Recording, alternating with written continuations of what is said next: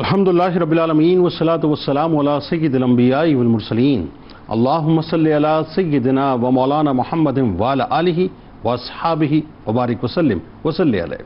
دنیا کے تمام دیکھنے والوں کو، تمام چاہنے والوں کو، تمام پیار کرنے والوں کو، اور جہاں جہاں تک اس وقت میری آواز کو سنا اور مجھے دیکھا جا رہا ہے، جنید اقبال کی جانب سے انتہائی محبت کے ساتھ السلام علیکم۔ ایک بار پھر ناظرین، آپ کو پر نور صبح نور کے ساتھ میں دل کی عطا گہرائیوں سے خوش آمدید کہتا ہوں۔ آئیے بلا توقف چلیں حضرت ابو انیس محمد برکت علی علیہ رحمہ کی تعریف اسماء النبی کریم صلی اللہ علیہ وآلہ وسلم سے رسول اللہ صلی اللہ علیہ وآلہ وسلم کا ایک اسم مبارک پڑھنے اور سننے کی سعادت حاصل کرتے ہیں۔ سیدنا المصلح صلی اللہ علیہ وآلہ وسلم، ہمارے سردار اصلاح فرمانے والے، درود و سلام بھیجے اللہ آپ صلی اللہ علیہ وآلہ وسلم پر، آپ صلی اللہ علیہ وآلہ وسلم کے آل پاک پر اور صحابہ کرام رضوان اللہ تعالیٰ علیہم اجمعین پر۔ حضرت انس بن مالک رضی اللہ تعالیٰ عنہ بیان کرتے ہیں کہ رسول اللہ صلی اللہ علیہ وآلہ وسلم نے فرمایا کہ آدمی کا ایمان اس وقت تک درست نہیں ہو سکتا جب تک کہ اس کا دل سیدھا نہ ہو جائے، اور دل اس وقت تک سیدھا نہیں ہو سکتا جب تک زبان سیدھی نہ ہو جائے۔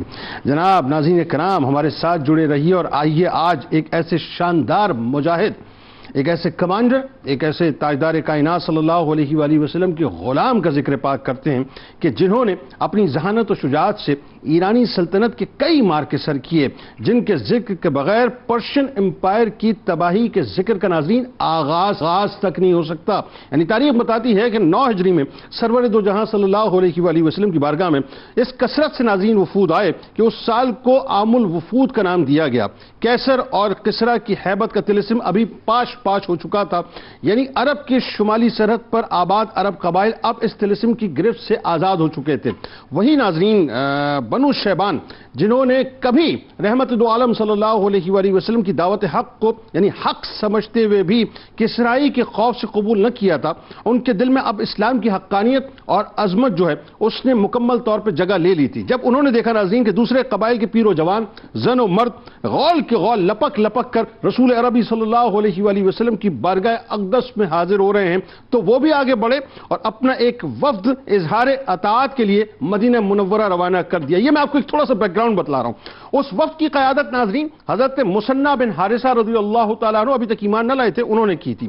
وہی مثنیٰ جن کے پاس 11 برس پہلے ایک دن رحمت مجسم صلی اللہ علیہ وآلہ وسلم خود تشریف لے گئے تھے، یعنی خود چل کر تشریف لے گئے تھے، لیکن ظاہر ہے اس وقت ان کی نصیب میں ایمان لانا نہ تھا، لیکن آج وہ اسی رحمت مجسم صلی اللہ علیہ وآلہ وسلم کا توق یعنی غلامی کا توق جو ہے وہ باقاعدہ پہننے کے لیے دور دراز علاقے سے مسافت کرتے ہوئے مدینہ منورہ پہنچے اور بارگاہ رسالت مآب صلی اللہ علیہ وآلہ وسلم میں حاضر ہو کر سعادت اسلام سے منور ہو گئے۔ اس دن ناظرین وہ اسلام کی شمشیر برا بن گئے، اور ایسی شمشیر برا جو آخری دم تک اسلام کی حمایت میں لڑتی رہی۔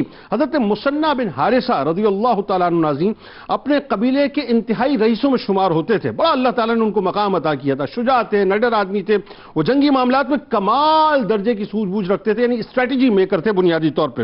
اپنی فراست، اصابت رائے، دور اندیشی اور تدبیر و حکمت کے ساتھ، اور یوں کہیے کہ اپنے تدبیر و حکمت کے ساتھ باقاعدہ کام لیا کرتے تھے، اور رسول کریم صلی اللہ علیہ وآلہ وسلم کی نگاہ میں بہت بلند مقام ہو چکے تھے۔ اچھا ہوا یہ ناظرین کہ ظاہر ہے چونکہ پڑوس کے قبائل جو ہیں وہ اپنا کام کر رہے تھے، ایک بات اور ذہن میں رکھیے کہ 8 ہجری میں مکے میں جب پرچم حق بلند ہوا، اور پھر ظاہر آپ کو پتہ ہے حنین بھی ہوا، ہوازن بھی ہوا، تو جو قوت تھی بنیادی طور پہ مخالفین کی، دشمنوں کی، کفار کی، وہ پارا پارا ہو چکی تھی۔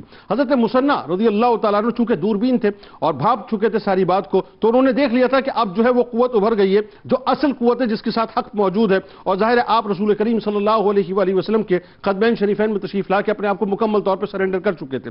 سرور دو جہاں صلی اللہ علیہ وآلہ وسلم کے ظاہری پردے کے فوراً بعد ناظرین جس طرح صدیق اکبر رضی اللہ تعالیٰ عنہ کے دور کے آغاز میں ہی اسلامی ریاست کو بہت سارے فتنوں کا جو ہے وہ سامنا کرنا پڑا، بہت سارے چیلنجز سامنے تھے، جس میں مانعین زکوٰۃ کا معاملہ تھا، جھوٹے مدعیان نبوت کا معاملہ تھا، مرتدین کا معاملہ بہت سامنے تھا، اور شام کی سرحدوں کی سیکیورٹی کا معاملہ بھی تھا، یعنی اس طرح سے دیگر معاملات آپ کے سامنے بکھرے ہوئے تھے۔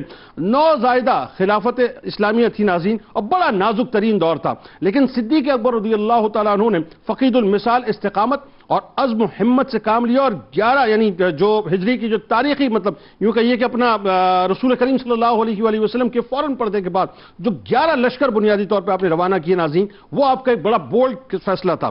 اس مارکے میں حضرت مثنى بن حارثہ رضی اللہ تعالیٰ عنہ نے ناظرین انتہائی کلیدی کردار ادا کیا، یعنی جو لشکر آپ نے بحرین کی طرف روانہ کیا تھا اس میں آپ کا بڑا ایک کردار تھا۔ حضرت مثنى رضی اللہ تعالیٰ عنہ ناظرین ایران کے مجوسی یعنی جتنے بھی تھے جو ستم شعار تھے ان کے خلاف اس عظیم الشان جد و جہد کا آغاز کیا جس نے چند ہی سال کے اندر کسرا کی جو سطوت تھی، اس کا جو اقتدار تھا، اس کی بساط کو مکمل طور پر پلٹ کر رکھ دیا۔ یعنی اس جنگ کو بنیادی طور پر تاریخ جنگ سلاسل کے نام سے یاد کرتی ہے۔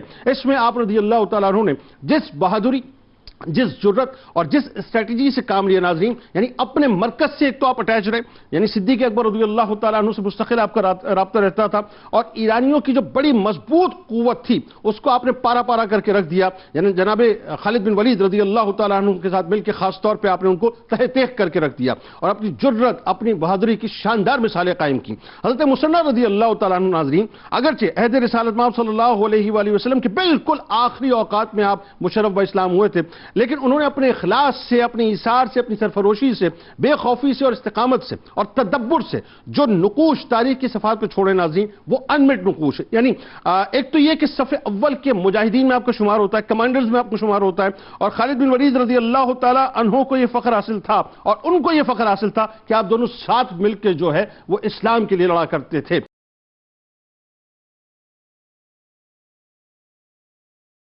سب سے پہلے مفتی صاحب سرور دو جہاں صلی اللہ علیہ وآلہ وسلم اور حضرت صدیق اکبر رضی اللہ تعالیٰ عنہ کی بارگاہ میں ہمیں لیے چلے، اور ایک مکالمہ اعلان نبوت سے اگر میں غلط نہیں تو 10ویں برس حج کے موقع پہ ہوتا ہے، اور وہ مکالمہ حضرت مثنى بن حارثہ رضی اللہ تعالیٰ عنہ کے قبیلے کے لوگوں سے آپ وہاں تشریف فرمائیں، میرا خیال ہے وہیں سے آغاز فرمائیے۔ بسم اللہ الرحمن الرحیم، هو القادر هو الحق هو المعین۔ حضرت سیدنا مثنى بن حارثہ بن سلمہ بن دمدم بن سعد بن مرہ بن زحل بن شیبان الربعی الشیبانی رضی اللہ عنہ کا آپ ذکر کر رہے ہیں۔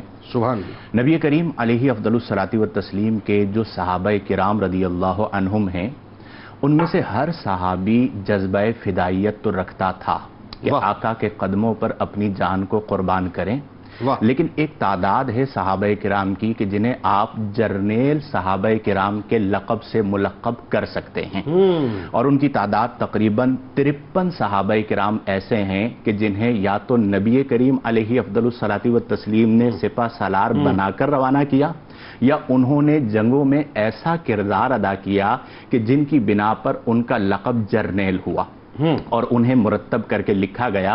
ان میں 14ویں نمبر پر حضرت مثنى بن حارثہ رضی اللہ عنہ تشریف لاتے ہیں کہ آپ جرنیل صحابہ کرام رضی اللہ عنہم میں شامل ہیں۔ اور یہ بھی ایک بڑی خوبصورت اور عجیب بات ہے کہ آپ کے قبول اسلام سے 11 برس پہلے اس واقعے میں آپ کا ذکر پہلی بار تاریخ میں آ جاتا ہے۔ اسی لیے آپ دیکھیں کہ آپ کا جب تذکرہ کر رہے ہیں، جس واقعے کی طرف آپ اشارہ کر رہے ہیں، وہ آپ کے قبول اسلام سے 11 سال پہلے ہوا، لیکن چونکہ نبی کریم کی نگاہ کرم آپ پہ پڑ چکی تھی اور یقیناً آپ منظور بارگاہ رسالت ہو چکے تھے، تو 11 برس پہلے آقا کریم آپ کے پاس آئے تھے، اور 11 برس کے بعد آپ حاضر ہو کر آپ کی غلامی کا پٹا اپنے گلے میں ڈال دیتے ہیں۔ اب موقع یہ تھا تھوڑا سا اس منظر کو ہمارے ناظرین سمجھیں کہ اظہار نبوت کا 10واں سال ہے، اور آقا کریم اپنے دل میں امر بالمعروف کا جذبہ لیے ہوئے مینا میں تشریف لے جاتے ہیں کہ حج کے موقع پر مختلف قبائل آتے ہیں۔ حضرت صدیق اکبر رضی اللہ عنہ نبی کریم کے ساتھ ہیں۔ اب جب مینا سے گزر رہے ہیں تو ایک جگہ پر مجلس لگی ہے اور اس میں اثر و رسوخ رکھنے والے کچھ افراد موجود ہیں، تو حضرت سیدنا صدیق اکبر رضی اللہ عنہ آگے بڑھ کر انہیں سلام کرتے ہیں اور ان سے پوچھتے ہیں کہ آپ کا تعلق کس قبیلے سے ہے؟ تو وہ بتاتے ہیں کہ ہم شیبان بن ثعلبہ کی اولاد سے ہیں۔ جب یہ بات ہوتی ہے تو حضرت صدیق اکبر رضی اللہ عنہ چونکہ ماہر علم الانساب ہیں، اور جب اس سے گفتگو ہوتی ہے تو گفتگو کے دوران آپ کہتے ہیں کہ اگر میں غلط نہیں تو آپ مفروق بن عمر ہیں؟ واہ وہ بڑا حیران واہ ہوا، کہا آپ واہ نے بالکل صحیح پہچانا کہ میں مفروق بن عمر ہوں. اور پھر گفتگو کے دوران اس نے قیافہ لگایا، یعنی اندازہ لگایا اور کہا اگر میں غلط نہیں تو آپ کا تعلق بھی قریش سے ہے. تو آپ نے فرمایا بالکل تمہارا اندازہ درست ہے. اس کے بعد اس نے تعارف کروایا کہ میں مفروق بن عمر ہوں، ٹھیک ہے، یہ میرے ساتھ ہانی بن قبیصہ ہیں، یہ میرے ساتھ مسنہ بن حارثہ ہیں، اور یہ میرے ساتھ نعمان بن شریک ہیں. ٹھیک ہے. حضرت صدیق اکبر بڑے جہاں دیدہ تھے. اب دیکھیں ساتھیوں کی اہمیت کیسے ہوتی ہے. نبی کریم سے عرض کرتے ہیں کہ آقا کریم یہ جو 4 لوگ ہیں یہ اپنے قبیلے کا خلاصہ ہیں اور اسلام کی تبلیغ کرنی ہے. اگر آپ کی اجازت ہو تو میں ان سے کچھ کلام کروں. آقا کریم نے فرمایا ضرور کیجئے. یہاں ذرا رکیے ایک جملہ میں آپ سے چاہتا ہوں، آپ اضافت فرمائیے.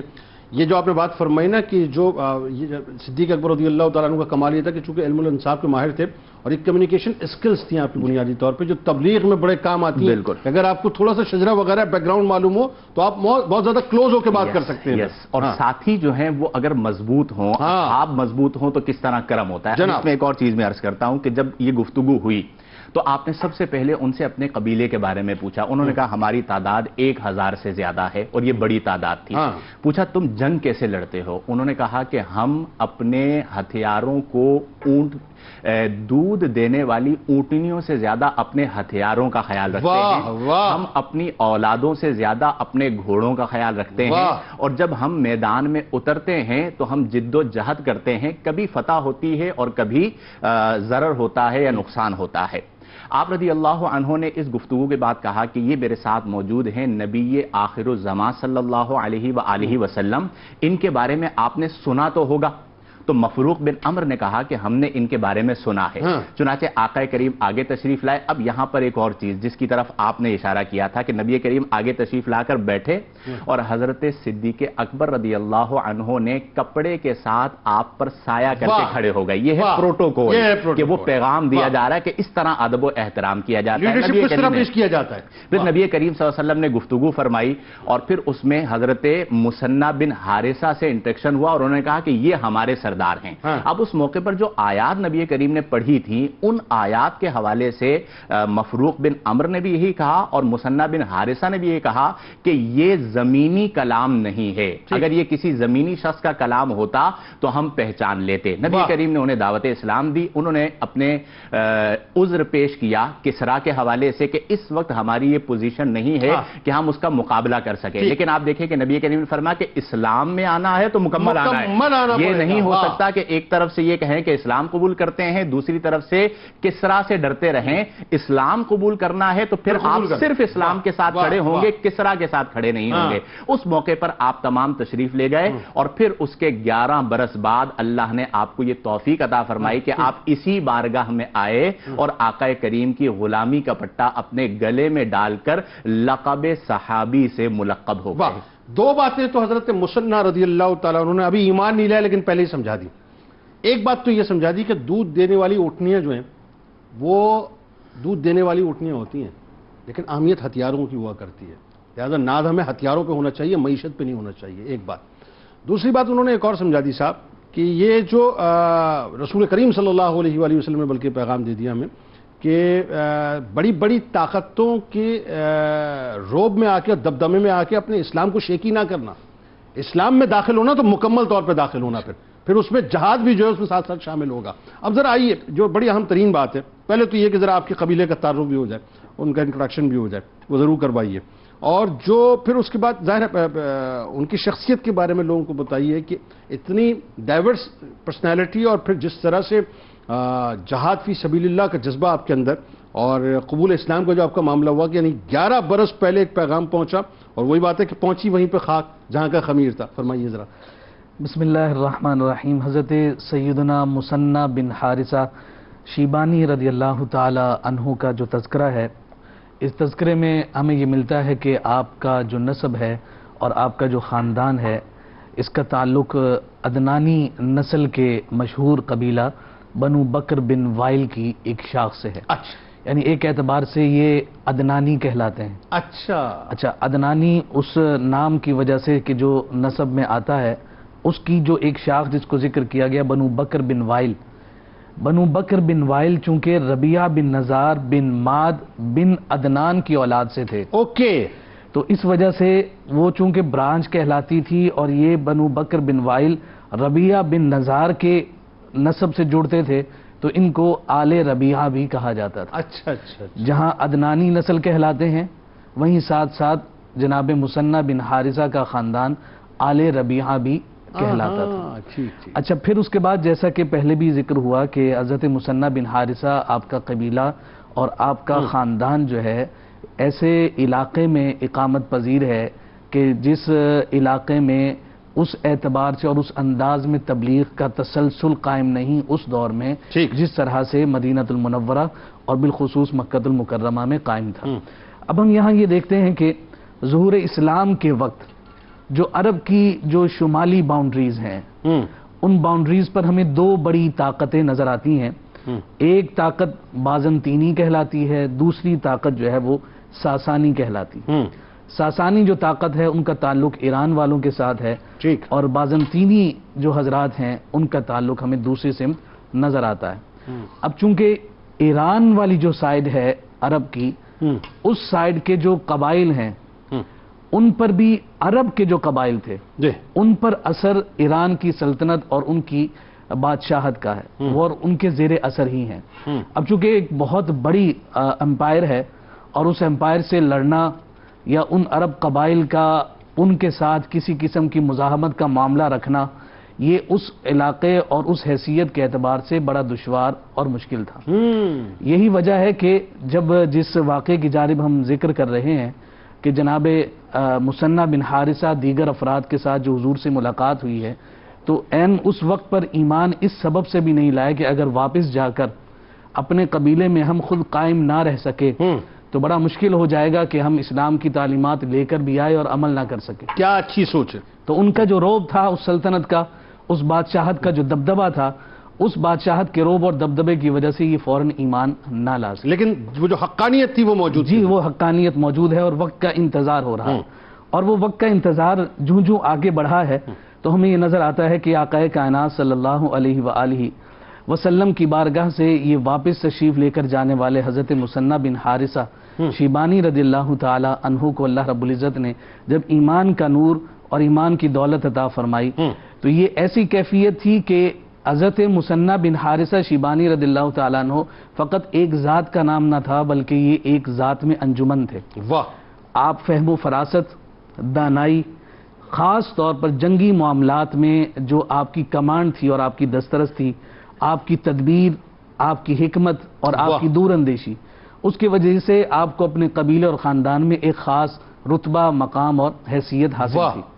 اور اسی سبب سے کہ جب یہ دیکھا کہ جو ایران کی حکومت ہے وہ کمزور ہوئی ہے، چونکہ یہاں قبیلہ بنو حوازن والا واقعہ بھی ہو چکا ہے، فتح مکہ بھی ہو چکی ہے، مسلمانوں نے ایک طرح سے اپنی دھاک اور قوت کو بٹھا رکھا ہے، ایران کی جو طاقت ہے وہ کمزور ہوئی، جیسے ہی موقع میسر آیا یہ حضور علیہ الصلوۃ والسلام کی خدمت میں حاضر ہوئے ہیں اور اپنے ایمان کا اعلان فرمایا اور حضور کی غلامی کو آپ نے قبول کیا۔ بعض تاریخ نگاروں نے اس بات کو ذکر کیا ہے کہ حضرت مثنى بن حارثہ شیبانی رضی اللہ تعالی عنہ کچھ عرصہ وہیں مدینہ المنورہ میں آقا کائنات صلی اللہ علیہ وسلم کی خدمت میں حاضر رہے۔ اور یہ 9 ہجری کا دور ہے جی، اور بعض کہتے ہیں کہ واپس چلے گئے۔ میں یہ کہتا ہوں کہ رہے ہوں یا نہ رہے ہوں، ایک نگاہ ہی کافی، ایک نگاہ ہی کافی ہے، اور وہ ایسی عظیم نگاہ ہوا کرتی ہے اور ایسی مجرب نگاہ ہوتی ہے کہ دل کی کایا پلٹنے کے لیے وہ ایک ہی کافی ہے۔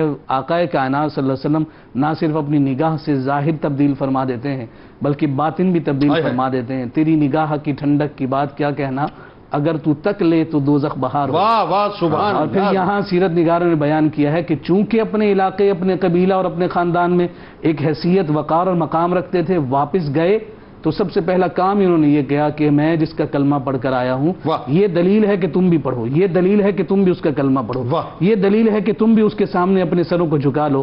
آپ کی دعوت پر آپ کے قبیلے کے اکثر افراد ایمان لے کر آ گئے، اور پھر اس کے بعد جب ایک جرنیل کی حیثیت سے جب کبھی اس سمت کی جملہ جو جنگیں لڑی گئیں اس میں آپ اور آپ کے خاندان کا ایک کلیدی کردار ہمیں نظر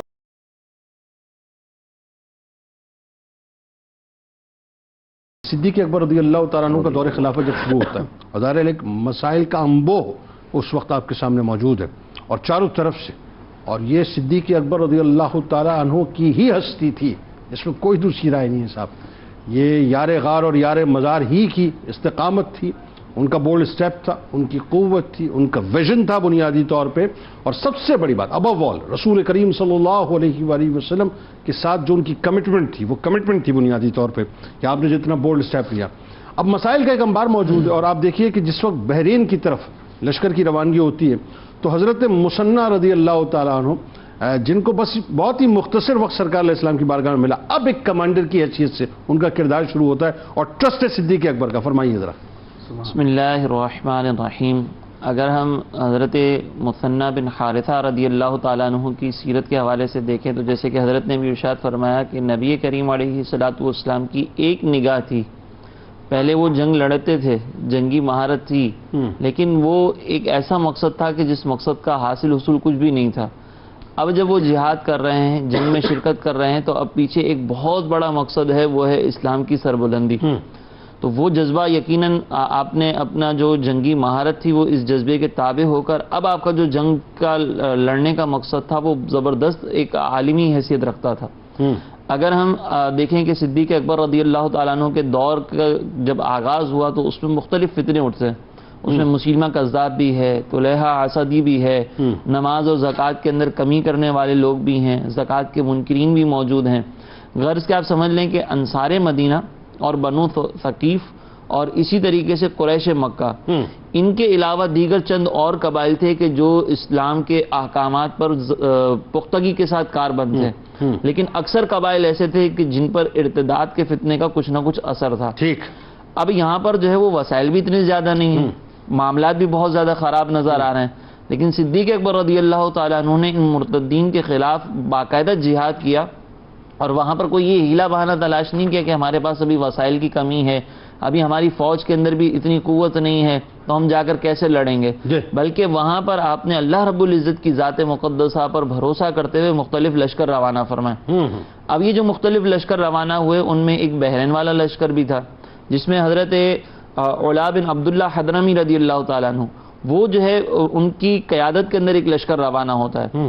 اب جب یہ بحرین پہنچتے ہیں، بحرین پہنچنے کے بعد وہاں پر جو مرتدین ہیں ان کے خلاف باقاعدہ جہاد ہو رہی ہوتی ہے، ان کے خلاف باقاعدہ جنگ لڑی جاتی ہے، تو ہم دیکھتے ہیں کہ بحرین کا جو علاقہ ہے نا، یہ حضرت مثنیٰ بن حارثہ رضی اللہ تعالیٰ عنہ کے علاقہ جو شیبان ہے اس کے قریب تھا۔ ٹھیک ہے۔ تو اب دشمن کی ہمیشہ یہ سازش ہوتی ہے کہ وہ دشمن ساتھ میں جو قوت ہوتی ہے اس کو کمزور کرنے کے لیے اس کے ساتھیوں کو ملانے کی کوشش کرتی ہے۔ ٹھیک ہے۔ تو اہل شیبان کی طرف جو ہے وہ بحرین والوں کی طرف سے جو فوج تھی ان کی طرف سے پیغام گیا کہ تم ہمارا ساتھ دو، ٹھیک ہے، تاکہ ہم مسلمانوں سے لڑ سکیں۔ ٹھیک ہے۔ اب یہ جو شیبان کا علاقہ تھا یہ حضرت مثنیٰ بن حارثہ رضی اللہ تعالیٰ عنہ کا علاقہ تھا، اور وہاں کی جو افرادی قوت تھی وہ حضرت حارثہ بن مثنیٰ رضی اللہ تعالیٰ عنہ کی تابع تھی۔ اب اگر ہم دیکھیں تو وہاں پر حضرت مثنیٰ بن حارثہ رضی اللہ تعالیٰ عنہ نے اپنا کردار یہ ادا کیا کہ کسی ایک فرد کو بھی بغاوت نہیں کرنے دی، واہ، اور مرتدین کا ساتھ نہیں دینے دیا، واہ، اور قوت کے ساتھ ان کو روکے رکھا۔ واہ۔ اور پھر جب حضرت علا جو جنگ کر رہے تھے بحرین کے مرتدین کے خلاف، انہوں نے جب اس علاقے کو فتح کیا، اس جنگ کے اندر انہوں نے کامیابی حاصل کی، تو یہاں پر حضرت مثنیٰ بن حارثہ رضی اللہ تعالیٰ عنہ نے بھی جا کر ان کے لشکر کا ساتھ دیا، اور پھر اس انداز سے اسلام کی بحالی کے لیے یا اسلام کی سربلندی کے لیے ہم کہیں کہ وہاں پر کوشش کی، اور اس طرح فتنوں کی سرکوبی کی کہ پھر اس کے بعد کوئی فتنہ وہاں پہ سر نہیں اٹھا سکا۔ کیا کہنے؟ اور یہ آپ کا وہ کردار تھا کہ جس کی بنیاد پر جو ہے اس علاقے کے اندر، بحرین کے علاقے کے اندر باقاعدہ اسلام کا پیغام پہنچا، اور وہاں پر اسلام کا پیغام عام ہوا۔ اور یہاں پر ہم یہ دیکھتے ہیں کہ حضرت مثنیٰ بن حارثہ رضی اللہ تعالیٰ عنہ نے جب اسلام کا پیغام عام کر کے دکھایا تو لوگ پھر جتنے بھی عرب تھا، یہ اہل عرب کا، یا جیسے آپ نے پرشین امپائر کا ذکر کیا تھا کہ ان کی کمزوری کا اگر جو پہلا سبب بنے نا اس مقام پر وہ حضرت مثنیٰ بن حارثہ رضی اللہ تعالیٰ عنہ تھے۔ کیسی کمال! یہاں پر ایک بات غور کرنے والی یہ ہے کہ اگر آپ کے پاس وسائل کی کمی ہو، آپ کے پاس بہت زیادہ مال و اسباب موجود نہ ہو، لیکن ایمان کی قوت موجود ہو، تو پھر بڑے بڑے جو سپر پاورز ہوتے ہیں نا وہ گھٹنے ٹیکنے پہ مجبور ہو جاتے ہیں۔ اور آپ جب اسلام کا پیغام لے کر اٹھیں گے تو ہم جو ہے وہ جب اسلام کا پیغام لے کر اٹھتے ہیں، اخلاص کے ساتھ اٹھیں، جذبے کے ساتھ اٹھیں، اللہ تبارک و تعالیٰ کی تائید ایسی زبردست حاصل ہوتی ہے کہ پھر جو آپ کا مد مقابل ہوتا ہے وہ بھی پریشانی میں مبتلا ہو جاتا ہے کہ میں جن سے جہاد کر رہا ہوں وہ انسان ہے یا کوئی ایسی مخلوق جو آسمان سے اتری ہے۔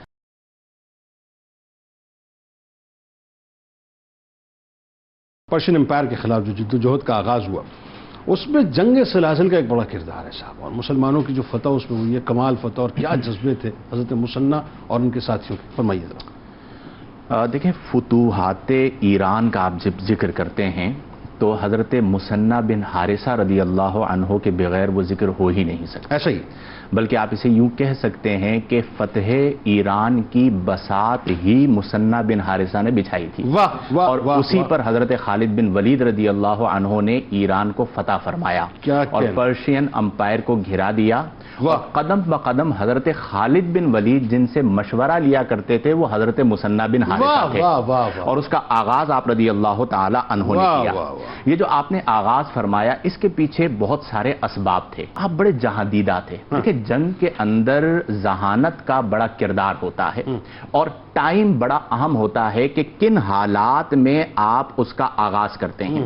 اب ایک سبب یہ تھا، دوسرا سبب یہ تھا کہ ایرانی آپسی طور پر انتشار اور خلفشار کا شکار تھے، اور اس کی وجہ اور اس سبب سے انہوں نے 4 سال کے اندر 9 بادشاہ بدلے تھے، یعنی مختلف لوگوں نے سازشوں کے تحت ایک بادشاہ کو گرایا، دوسرے کو بٹھایا، اب جو بادشاہ بیٹھتا تھا وہ دوسروں پر بے دریغ ان کا قتل کیا کرتا تھا۔ تو اب آپ اس بات کو جانتے تھے کہ یہ موقع ہے کہ اندرونی طور پر ایرانی انتشار کا شکار ہیں، ان پر حملہ کر کے اس علاقے کو فتح کیا جا سکتا ہے۔ چنانچہ آپ نے ابتدا جو فرمائی وہ چھاپا مار کارروائیوں سے کی، چونکہ آپ کے پاس تعداد کم تھی اور وہ ایک پورا امپائر تھا، تو آپ جب یہ کرتے رہے تو انہوں نے آپ کو دیکھ لیا، تو انہوں نے بھی یوں کہہ لیجئے تیاری شروع کر دی کہ آپ کو کس طرح روکنا ہے۔ ٹھیک ہے۔ جب آپ نے اس بات کو بھانپ لیا تو آپ نے ایک طویل خط حضرت سیدنا صدیق اکبر رضی اللہ عنہ کی بارگاہ میں لکھا کہ یہ امپائر ہے اور یہ مملکت اسلامیہ ہے، تو آپ مجھے سپورٹ کریں، میں ایران کو فتح کرتا ہوں۔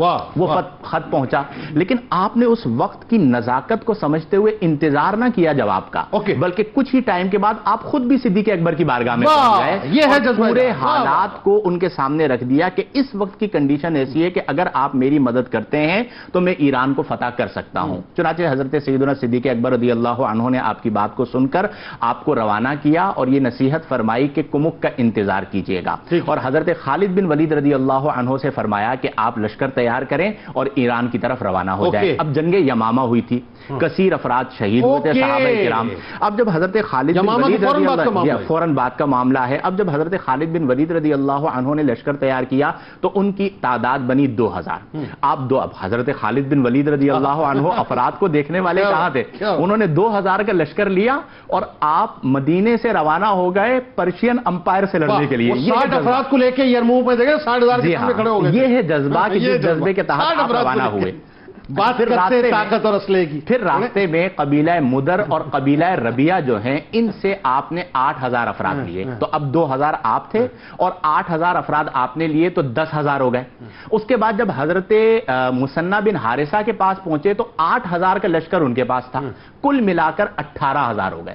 اب 18,000 کا عدد ذہن میں رکھیں اور اس زمانے میں پرشین امپائر کی طاقت کو ملوز نگاہ رکھیں، اور حضرت خالد بن ولید رضی اللہ عنہ نے ایک خط لکھ کر ہرمز جو ان کا سپہ سالار تھا اسے بھیج دیا کہ ہم آ گئے ہیں، یا تو جزیہ دو یا پھر تیار ہو جاؤ۔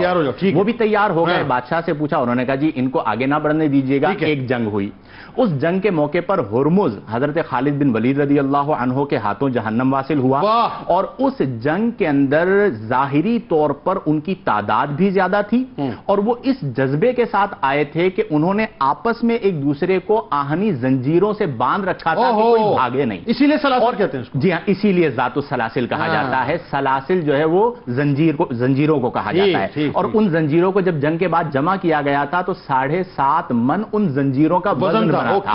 لیکن یہاں پر ایک بات میں ذکر کروں گا کہ ایک موقع ایسا آیا کہ جہاں پر مسلمانوں کے قدم اکھڑ گئے اور ایک مسلمانوں کے لشکر کے اندر بے چینی آ گئی۔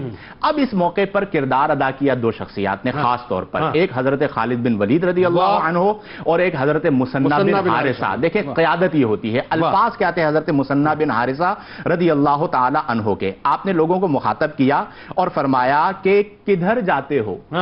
مثنی ادھر ہے۔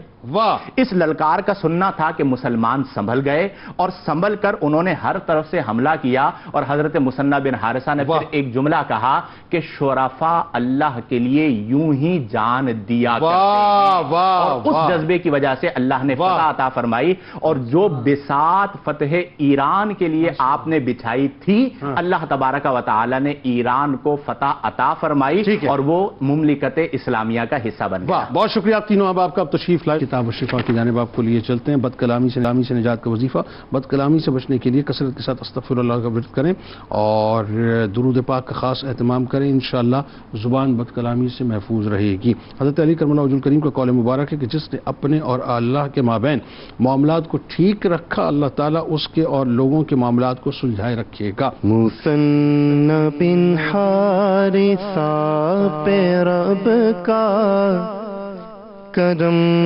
ہوا، بے بہا ہوا ہے۔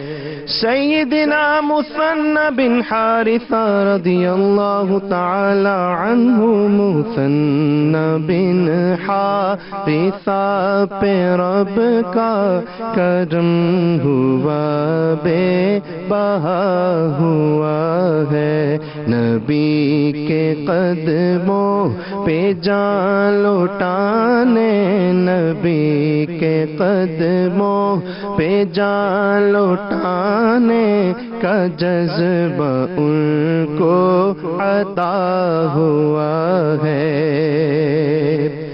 مثنی بن حارثہ نے روندا شکوہ فارس، شکوہ کسریٰ، مثنی بن حارثہ نے روندا شکوہ فارس، شکوہ کسریٰ۔ خدا کی راہ میں جہاد کرنا ہمیشہ ان کو روا رہا ہے۔ خدا کی راہ میں جہاد کرنا ہمیشہ ان کو روا ہوا ہے۔ نہیں جھکے جابروں کے آگے وہ مرد میدان ہے مثنی، وہ مرد میدان ہے مثنی۔ خدا کی نصرت ملی ہے ان کو، خدا کی نصرت ملی ہے ان کو، خدا کی نصرت ملی ہے ان کو، جہاں کوئی معرکہ ہوا ہے۔ خدا کی نصرت ملی ہے ان کو، جہاں کوئی معرکہ ہوا ہے۔ کیے مثنی نے ٹکڑے فارس کی سلطنت کے بزور بازو، کیے مثنی نے ٹکڑے فارس کی سلطنت کے بزور بازو۔ بہادروں کی صفوں میں ساجد، بہادروں کی صفوں میں ساجد، مثنی ہی رونما ہوا ہے۔ بہادروں کی صفوں میں ساجد، مثنی ہی رونما ہوا ہے۔ مثنی بن حارثہ پہ رب کا کرم ہوا، بے بہا ہوا ہے۔ نبی کے قدموں پہ جان لٹانے کا جذبہ ان کو عطا ہوا